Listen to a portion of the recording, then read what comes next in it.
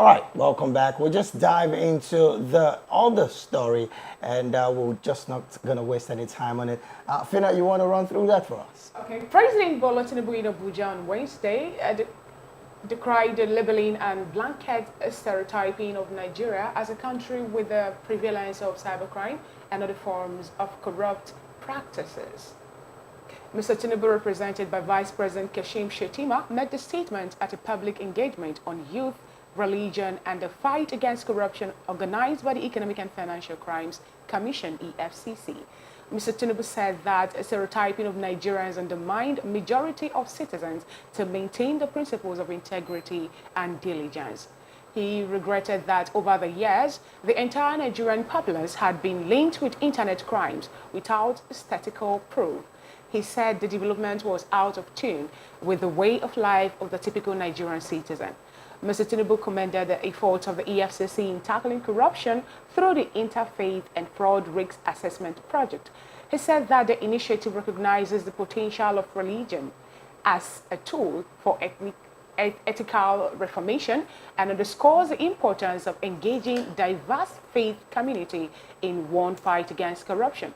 Simultaneously, this initiative addresses within government agencies and acknowledges the critical need to fortify these institutions against corrupt practices.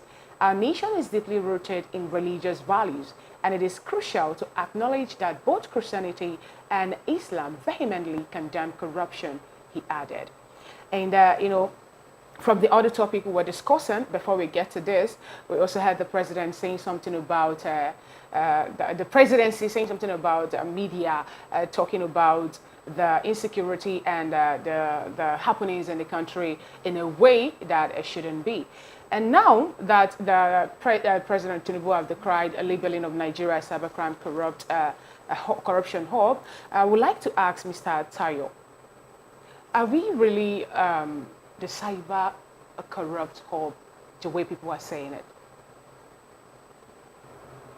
Yeah, for Nigeria as a country, as an economy, we must understand that we have one of the largest growing population in Africa and in the world.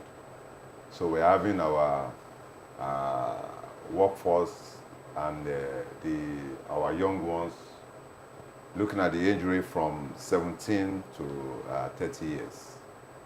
Massive numbers. We're talking about youth having more than 65% of the total population. And out of that 65% of the youth, more than 70% are always on the internet every day. So what does that mean? There are so many factors that will come in. It's either you're on the internet for business or you are on the internet for fraudulent activities. But you have the Gen Zs who are actually moving into tech and all that. Now, moving into tech is a good problem. Why did I call it good problem? Because it has two sides. There are ways whereby you go into transactions online, directly or indirectly. All right? So when you have direct transactions on the internet, you can call that agency activities online. But when we have too much of indirect activities, what does that mean? You do not know the identity of whoever you are transacting business with. Okay. So many things can happen.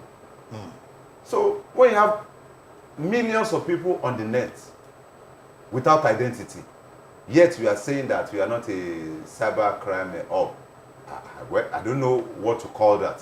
All right. It shows that it's possible that the government do not understand the cyber system, or they are far away from the Gen Z, so to say. But as of today, if you are not careful, that statement can rip you off of your assets. So we must be careful of that statement. Okay, I'm going to come to you, Mr. Sesson. At this point, the previous administration once said that we had the lazy Nigerian youths. This present administration is coming to say labeling Nigeria as a cybercrime hub is a wrong thing to do without statistics. Now, from your point of view, what would you say is the main reason why we shouldn't look at it from that perspective? Because Mr. Taiwo just said it here now that maybe statistics is one of our bedeviling situations. So what is your opinion of all of this? Yeah, thank you very much, David. My reaction to this is clear. From the prologue, the president alluded that even those that are labeling us do not have the right statistics. And the question is, what statistics are we putting before them as a country to negate whatever that you're bringing? You don't come and just talk to things without coming with fact. They are actually here to say, okay, Nigeria is cybercrime and corruption all. You are saying no. You come out with your fact. To say, okay, I have so much. Mr. Tayo just said something, 65% of the total population, 70% are there on the internet. Be able to juxtapose those figures and say, okay, no, this that you have said is wrong based on it. It takes us back to what we have been saying. Do we have data as a nation, as a country, that our people can actually look or verify data where you can have access to, even as business owner, to guide and direct the next business to do? So if someone out there is giving you or saying something about you, you don't come and dispel such without fact to say, okay, out of the 200 million Nigerians that we have youth of about 120 million. Yeah. Between the age of 17 and 30, about 60 million of them are in that age bracket. We have 20 million currently schooling.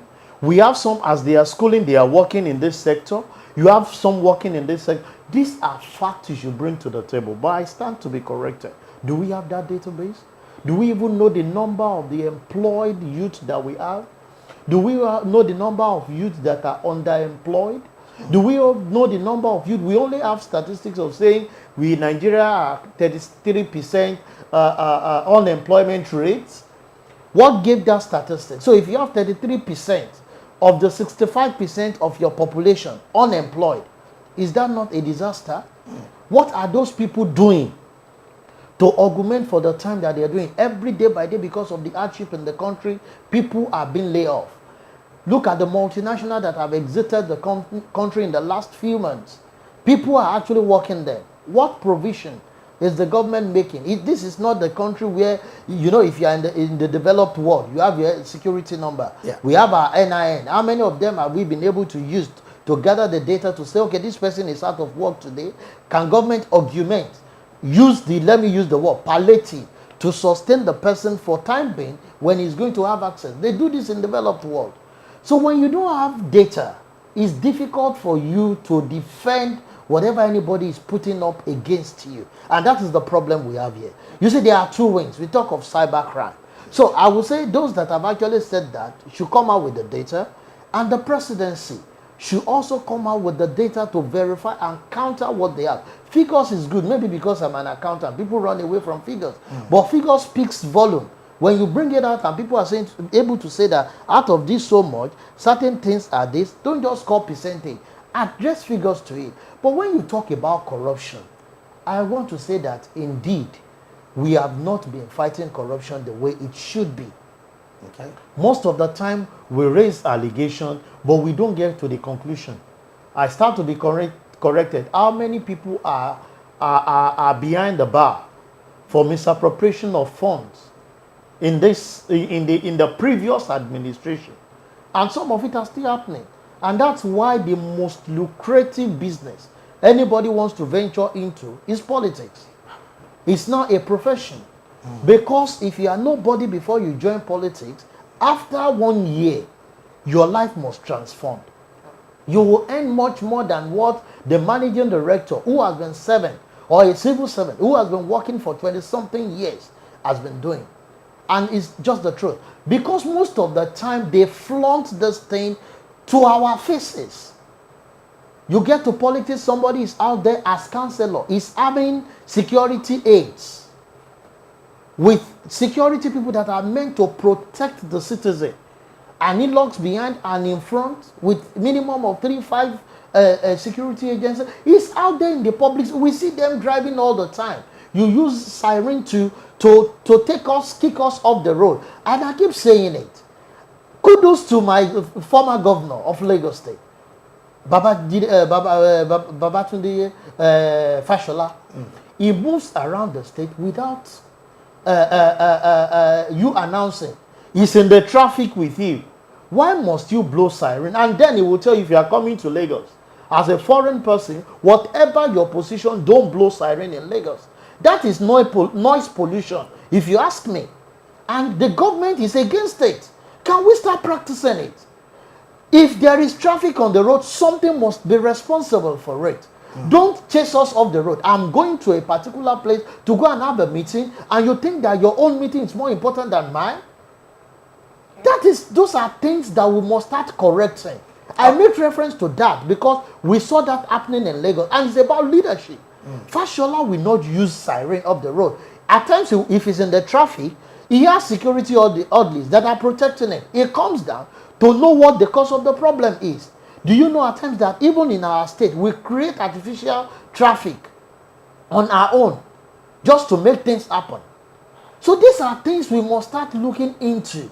The only thriving and successful businesses that is ready now is politics. Right. And if you are just out there, you make it. And that's why I believe those that are referring to say it's a corruption hub are actually saying that, because most of the manufacturing company, business hub that is supposed to be giving employment to people are exiting the country. And I keep saying it, if we have more that are coming in, the same way those ones are exiting, I think we can have their names being enlisted to say, okay, so much numbers have actually exited the country in the last 1 month, and we've had so much coming to invest, not people proposing. They said they are coming 1 month, 2 months, and that's why this has been the challenge to say that you are labeling us. Most of the time when you give it out to the people there, they have their statistics against what we have as a nation. Do you think that the negative pictures and that people portray about Nigeria, the reputation, the economy and all that, do you think they actually affect these international relations? Because you're just talking about people are proposing to come in, and sometimes they will even lose interest before they come in. You see, it affects it. I will tell you that you want to come and invest in a country, you ask those that are in it. If you are venturing into a business, you have to understudy the environment which you are actually entering into. And you need to ask the people there, how is their policy? How consistent is their policy? How consistent are you having the support of the government? What is the cooperation of the people? But most of the time, it might seem as if people are blowing the negative side. But at the same time, we project the positive aspect of it too. But when you have bad information going out, some of these things are not fake news at times. So they are valid. Maybe because they are not reported to the security agencies that are supposed to probe further because of the trust deficit from the citizen. That might protect it. So people resort to the social media to project. I was listening to a sister station yesterday where people were reporting that there seems to be a kidnapping activity in some areas. And the CP was saying they are not aware. And I'm like, most of the time people go ahead and just do things because they say, even if you go and report to the police, what value would they have? We must start building the confidence of the people to say, no, if I report to the police, we've seen instances where people will report and they will get back and say, this is the person that came to report. And in the community, people will now start saying, I don't want them to come and attack me or to come and do anything. Because the people you provided the information are the ones using it against you. So this is where we keep saying that, can both the security agency, the government, the people try as much as possible to have confidence in one another. That when our leaders are talking, you can have the confidence to say, indeed, they're actually speaking the mind of the people. Not you telling us to tighten our belt, and most of the expenses on the part of the government is just out there flaunting it at all. I want a situation where I will see my senator, where I will see the member of the House of Rep, where I will see the governor moving on the street of the road. The only thing that will make me know that that is the governor or the president or the senator moving is maybe with 1 or 2 convoy that he will be carrying, but not announcing to us that the governor is coming. Everybody leave the road. All right. I'm going to come to you, Mr. Paulo, at this point.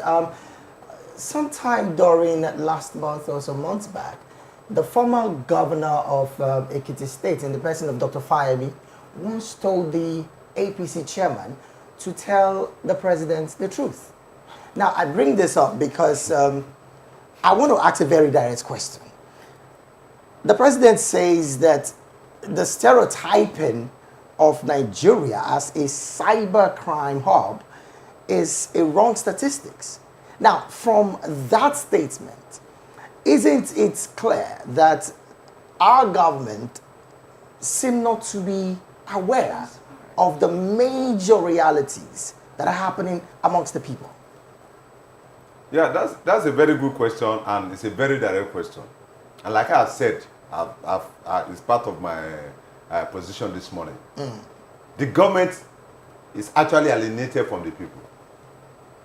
We are practicing democracy, the government of the people, by the people, and for the people. But as of today, our own democracy is government of the people, away from the people, against the people. Oh, wow. All right? So, what do we have?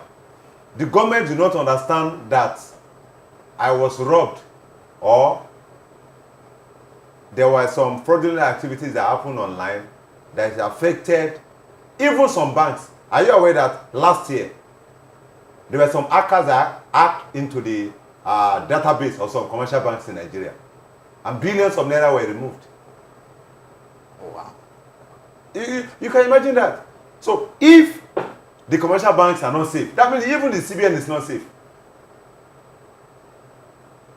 So where does that leave us as a nation? So what we are saying is that the leaders do not understand the plight of the people. They are far away from the people. And like he said, we need to start having a data-driven government. Now, I'm also going to stay with you on this data thing. The Senate also, in a couple of months, precisely the beginning of the year, came to say that there is no fund for census. And if we do not have a figure, just like Mr. Sessions rightly mentioned, it's going to be a problem. So if we do not have a plan for a census, quote unquote, where does that leave us as a nation economically, as it affects the people as well? Yes, when we talk about funding, the kind of funding government officials talks about is corrupt funding they are talking about. It's not the funding that you are talking about. Why do you say so? I love that question. How much do we need to have our population census? How much do we need? That's the question we should ask ourselves. How many local government do you have in Nigeria? 774 local government. All right? So how many personnel do you need per each local government? You can have these statistics now. Right here we're seated. You and I can determine how much billions is needed to have the population census. But when we are having budgets that we have to have like 1 week, 1 month, going around the nation to know how many numbers of people that will be needed to get the figures done, then you know that even going around, you have spent some money, some millions is gone already. Now to now determine how much billion is needed to organize the population census, you understand that that will be a bloated fund or a bloated budget. And that's why they are complaining that they have enough funding. But do you even know, if we are to have adequate data, especially for our population census, we do not need too much fund. I'm sure you'll be surprised to hear that from me. We do not need too much fund. It's because most of these guys, they do not understand the economy of 21st century. We have NIN, isn't it? Yes. Then we have BVN. Like he said, what is the data of bankable citizen in Nigeria? And those bankable citizens, where are they located in Nigeria? And what is their age group? So, out of these bankable data, how many of them are in a rural village? How come that we are able to get our BVN done within a year and 2 years? How come we're able to get that done? Why? Because it has to do with financial services, financial activities. Okay. The same way, you will want to register your document with CAC, and they should be asking for the birth certificate of your grandfather. It shows that we don't have data. Once you have NIN and you have BVN, it's very simple. You put it on the system. So with these gadgets, you can do what? You can understand the figures of the population of Nigeria. Very simple. Instead of you having 20 people per local government, why don't you have 5 people that will use their geo-informatics system to get the data? Okay. So I can enter into your streets. How many buildings do you have in your streets? How many people live in each building of your streets? Then how many streets do you have in your area, in your CDA? Do we even know how many CDAs we have in Nigeria? The answer is no. So if you know how many streets you have in Nigeria, you know how many CDAs, that is Community Development Associations, in Nigeria. It will be easy for you to know how many CDCs we have in Nigeria. Can you see that already? I'm already giving data.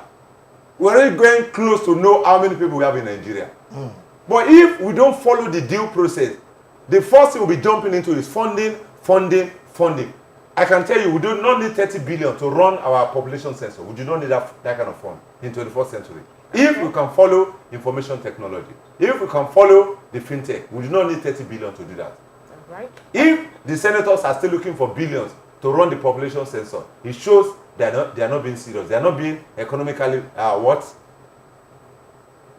consistent to understand that we do not need too much billion to get our data. If we can understand fintech, if we can invest in our private sector, if we can have enabling environment, do you know that we can have 2 agencies or 2 SME per local government to do this data for us? All right. Do you know it's possible?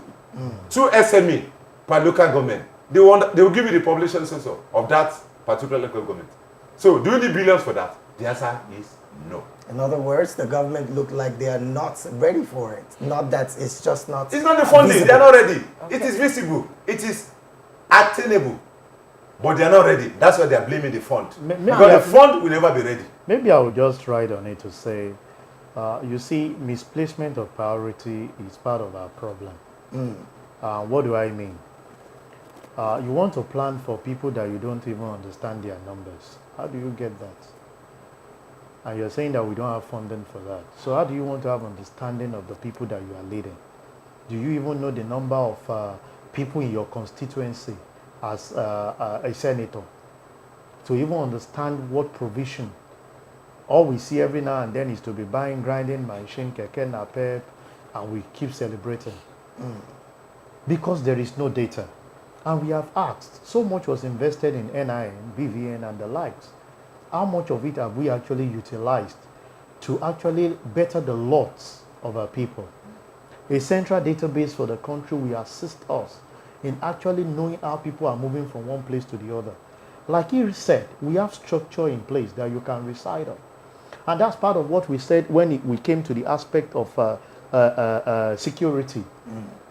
We have structures of CDAs, metamorphosing into CDCs, and into local government, into states, and we have the federal.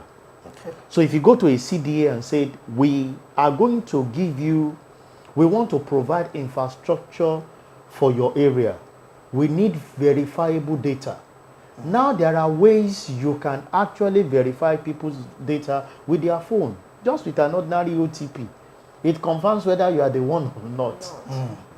That's so when you use technology to consolidate what you are. So a CDA is providing all those things for you, and you're saying, okay, for those of you that have actually registered and you have your verifiable data, this is what you'll be getting. So you get an OTP, we'll verify it, and we'll move on. So you already have the data for a CDA. It's okay. Consolidate all those ones and put together to CDC, to local government, to the state. Then you can know the number of people that are not working, those that are working, those that are being underemployed, those that have the potentials of creativity in what they can deliver. Okay. And with that, we can move on. Mr. Sheson, we know we are pressed for time. We're really pressed for time. But Mr. Apeolua, in just maybe 30 seconds or more, at this point, I really want to find out.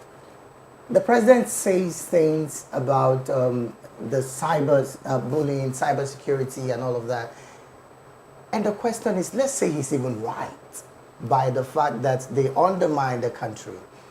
The question now would be, isn't that as a result of the level of poverty in the land to have warranted anyone to even want to dive into such? And then on your final thoughts as well, what do you think we can do right as a nation and as a people? Nigeria is a very wonderful country with more than 220 million people. And the workforce, the young folks, talking about more than 65%. And we have one of the largest growing population in Africa. And we are the giant of Africa. The solution is right there in our present. Get the data of your people. Simple. All right. Okay. Get their data. You know what they want. All right. And when you know what they want, pushing out the palliative will be easy. But if you don't understand it, if you don't get the data, if you like, bring out $1 billion, it will not have any effect. All right, Mr. Session, your final thoughts. Your final thoughts. Yeah, In my just a final second. thought in a few seconds is to say, well, the government should try as much as possible to feel the pain of the citizen as we speak. Things are really not interesting. As I yesterday, a land dollar is about 1,530, and a lot of things that we rely on is being imported.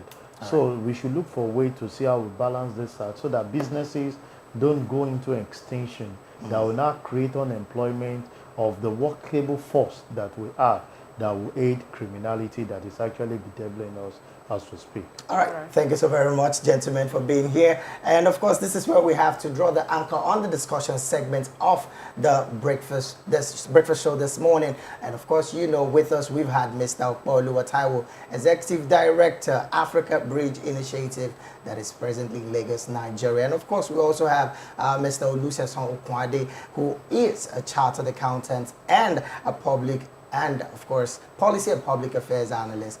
Gentlemen, thank you so very much for being here. We're grateful having you. Thank you very All much. right, we'll just quickly dive into the world of business, but that would be after this quick short break. Stay with us.